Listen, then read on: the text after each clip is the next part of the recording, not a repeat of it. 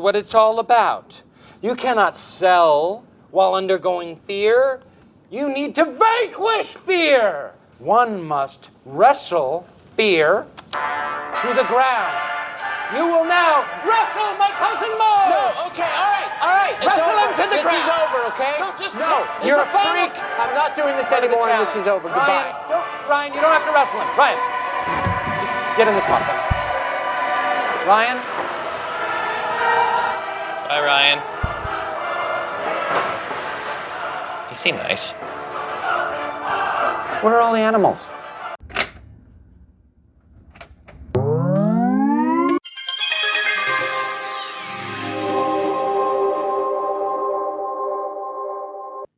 Now time for some interactive fun.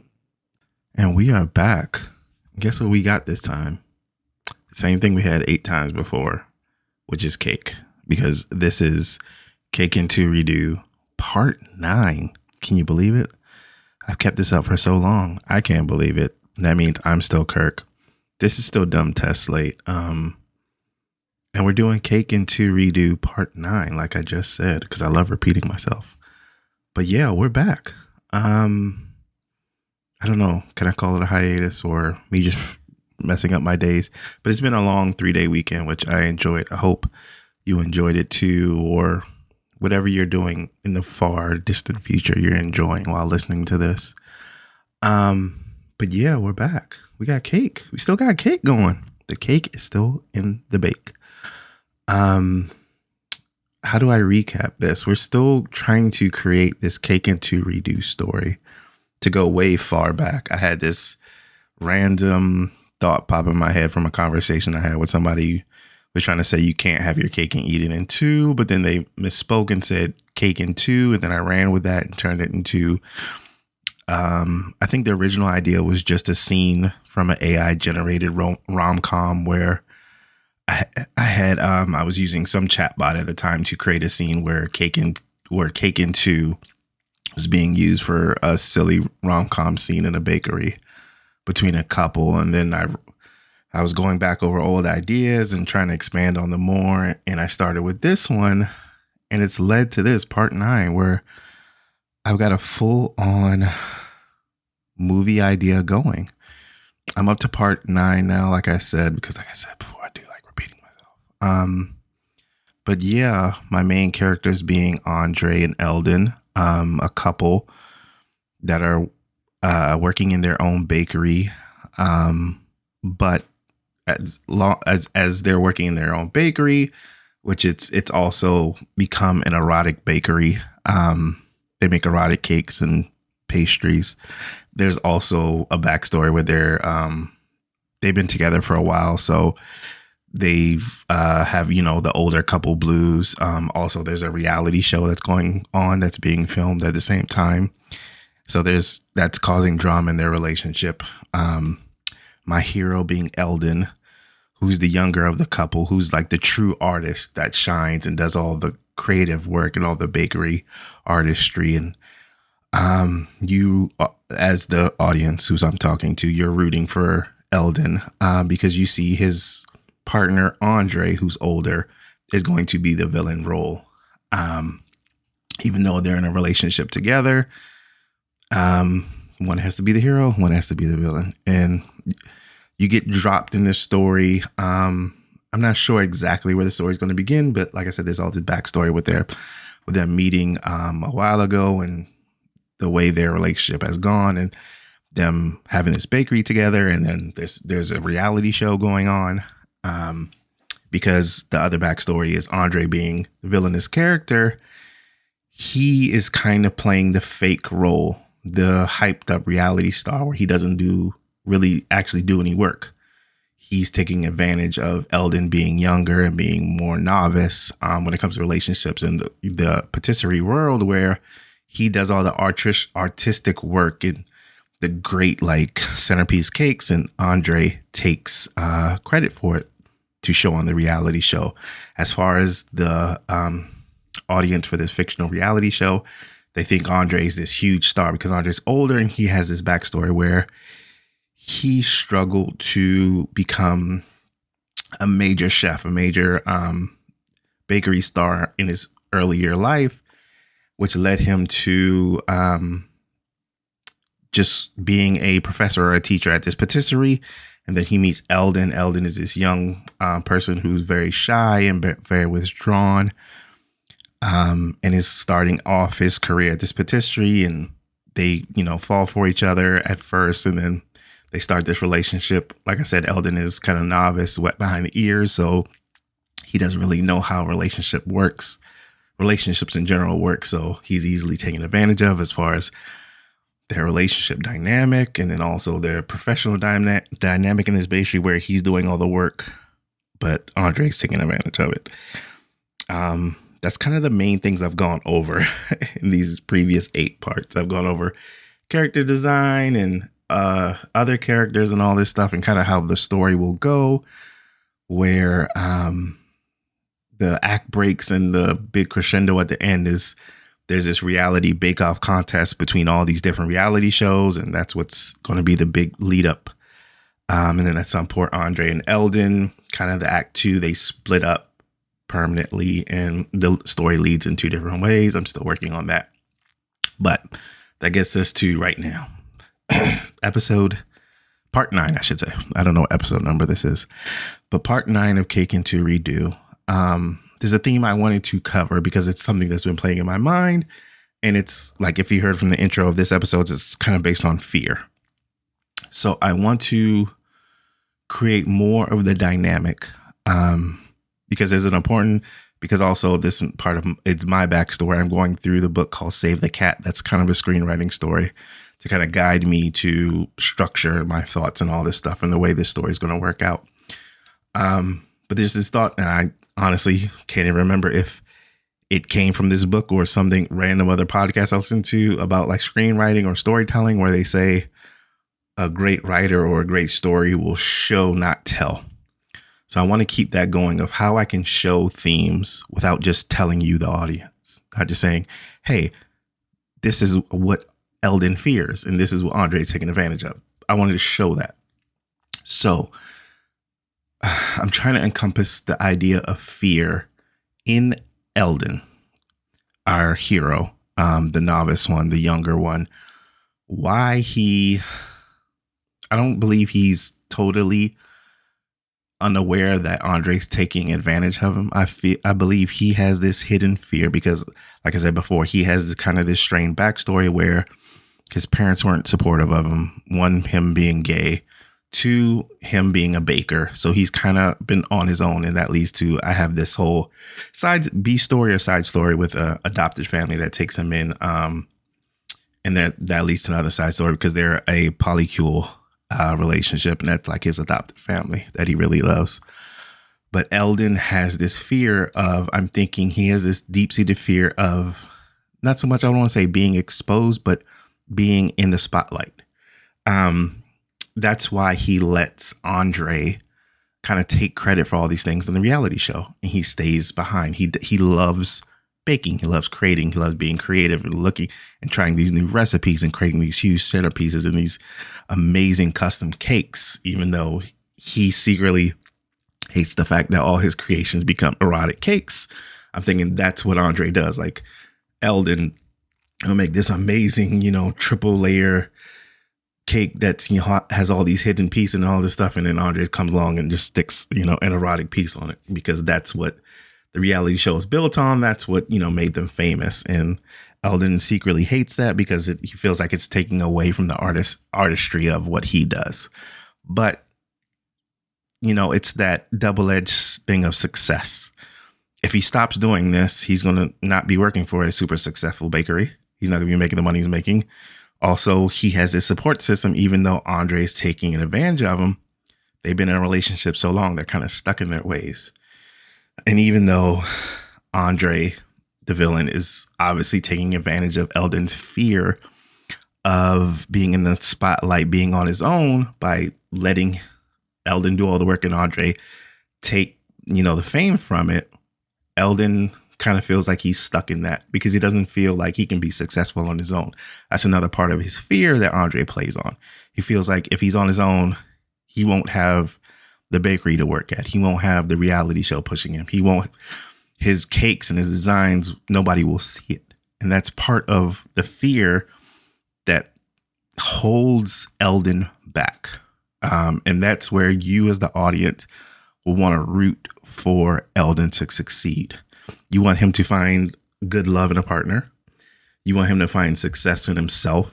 You want him to win somehow on his own, win the bakery reality show Bake Off at the end of the movie.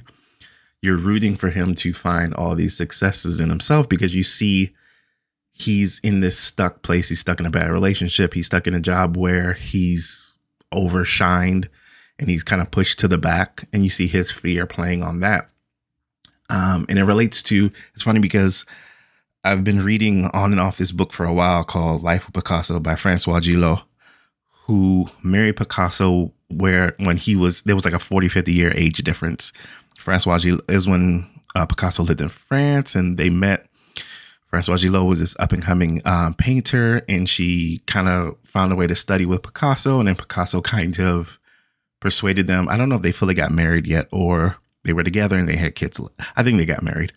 And it kind of plays on how terrible of a lover and a person Picasso was. And he would just kind of beat her down emotionally. He was very emotionally abusive to her. He would tell her like no one else would love you. No one else would find you attractive, to just like keep her stuck. He would get her hooked on him because he's this larger than life painter, which I'm going to try to emulate in my Andrey character, my cake story, that holds like Picasso held her down emotionally. He kind of beat her down and made her feel smaller than she really was, because Francois Gillot has been a painter her whole life, an amazing painter. It's funny because this started out, I have a tattoo of Francois Gillot on me. And then I found the book and all this stuff and all this backstory about Picasso. And it plays into this thing of fear that when you're novice, when you're young and you meet somebody older who you admire, the same thing with Picasso and Francois Gillot, the same thing with my character, Andrey and Eldin.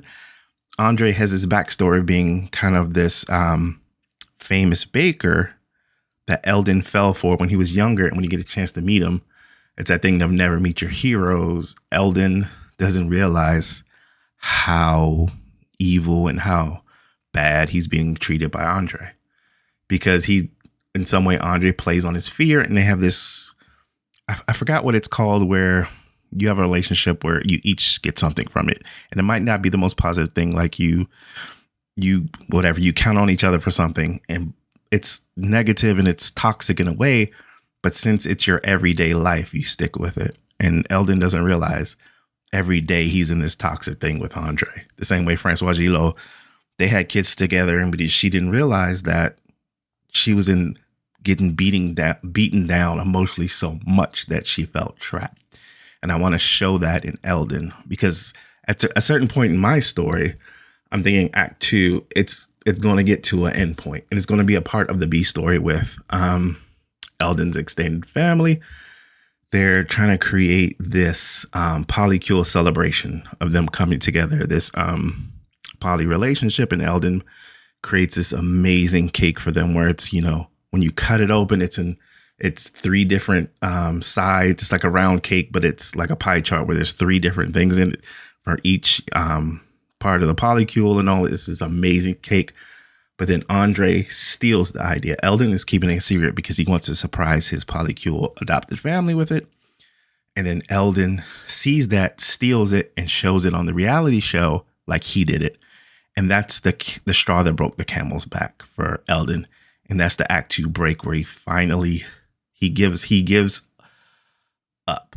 I'll say that he gives up, not thinking about the fear that's been holding him back and holding him in this relationship so long. He finally breaks and he says, forget everything. I don't care about being on my own. I can't deal with this anymore. And they break. And then Eldin has to build up the pieces. The audience, see your hero being rebuilt without this fear, without this net. And that's going to be part of the story where you see them meet a new person. That's where in a previous episode, I think the last one I talked, where my new love interest for Eldin is going to be modeled after the actor Elliot Page. And I'm thinking that the way they meet. They're going to have a meet cute. I'm sorry. This is a rom-com. They need a meet cute. Scrapping the previous idea that I had before, but it's going to be like, because this bakery, it's called the A&E bakery that Eldin and Andrey run together. That Eldin creates this custom order for my Elliot Page character. I guess they work at a flower shop. They're going to be somewhere close in the area, but they never met before. And then at the last minute, like I said, Eldin creates this amazing cake for them. It's like for a celebration or something. And at the last minute, Andrey makes it into an erotic cake that Eldin doesn't know about. Andrey wants to show off on the reality show. So he takes this custom order that Eldin did after Eldin's gone or something, or finished, and does something. Use your imagination. I'm trying not to get blocked on. This is a clean podcast. But Andrey does something to make it into an erotic cake, and Eldin doesn't know about it. And then Elliot Page's character comes to the bakery to complain, and Eldin is like lost because he didn't know this happened, and that kind of hurts him more and kind of strains his relationship with Andrey and Eldin. But then he falls for the Elliot Page character. Another thing is my Eldin character. This is the only relationship he's been in with Andrey. He was very secretive as a child. So growing up, he never experienced, relationships. When he came out, Andrey was the only person in his relationship. That's another thing. Andrey holds over him and tries to hold him down in the relationship because he knows Eldin is young and doesn't know how relationships work. Eldin hasn't realized what a toxic person is. But then that leads to my act 2, where Eldin falls and kind of starts this relationship with the Elliot Page character. I'm thinking, because the bake off at the end, Eldin gets into it by, when he's on his own, he moves in with the polycule adopted family. And they kind of push him to start baking again, because he has this really depressing period where he's on his own and he doesn't know where he is in life. But they know how great of a baker he is and how much he loves it, and they push him. So he starts baking again, and they start filming it and putting it on like social media, like Instagram and TikTok, and he becomes famous again. He becomes famous on his own as people start to see how great of a baker and how much of an artist he is. And that gets him into the competition, but he needs a partner in the competition, the reality show competition at the end of the movie. And that's where he asks the Elliot Page character to join him. And then they end up together at the end of the movie and the baking competition. It's going to be one of those Rocky things where he's yelling for Adrian at the end, something like that. I'm still working on the crescendo. I'm still working through this story. I'm only on part 9. I don't know how many parts it's going to take. I'm still working on it. This is the part where I was talking about fear, because I need that weight of fear on Eldin that the audience sees is what's holding him in place. But then in the act 2 break, you see that fear that he breaks from. He may not realize it, may be subconscious. Like I said, the straw that breaks the camel's back is what pushes him. There's been a lot of like random podcasts I'm listening to about fear and all this stuff, like false fear to get people to either do something bad or keep them in their place. There was something, I don't know if I wrote this quote or it was from something I listened to. It said, the devil creates a devil to scare you into their arms. So a person who's a true devil creates a devil of fear, creates the image of a devil to scare you to run back to them. Like it's just created a person who knows what fear is and could put fear into someone else subliminally or explicitly to make you scared. Like Andrey knows Eldin is scared of the spotlight.